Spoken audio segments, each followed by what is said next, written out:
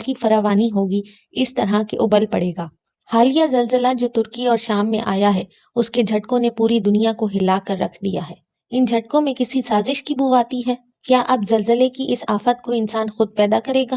Simpson cartoon میں اس کی پیشن گوئی پہلے ہی ہو گئی تھی، تو کیا یہ انسان کا بنایا ہوا ہے؟ ان سب سوالوں کے جواب جاننے کے لیے میرے ساتھ اس ویڈیو میں رہیے۔ آپ دیکھ رہے ہیں حسن مسلم یوٹیوب چینل۔ ترکی کے اس زلزلے میں اب تک 20,000 سے زائد لوگ شہید ہو چکے ہیں اور امت مسلمہ میں انتہائی افسوس، غم و غصہ پھیل چکا ہے۔ رسول اللہ صلی اللہ علیہ وسلم نے فرمایا، تم مومنوں کو آپس میں ایک دوسرے کے ساتھ رحمت و محبت کا معاملہ کرنے اور ایک دوسرے کے ساتھ لطف و نرم خوئی میں ایک جسم جیسا پاؤ گے۔ اس کا کوئی ٹکڑا بھی تکلیف میں ہوتا ہے ایسا کہ نیند اڑ جاتی ہے اور جسم بخار میں مبتلا ہو جاتا ہے۔ کیا یہ زلزلہ اللہ کی طرف سے عذاب تھا یا آزمائش؟ یہ تو ہم نہیں کہہ سکتے، اور بہرحال ہمیں یہ حق نہیں ہے کہ ہم جیسے گناہ گار لوگ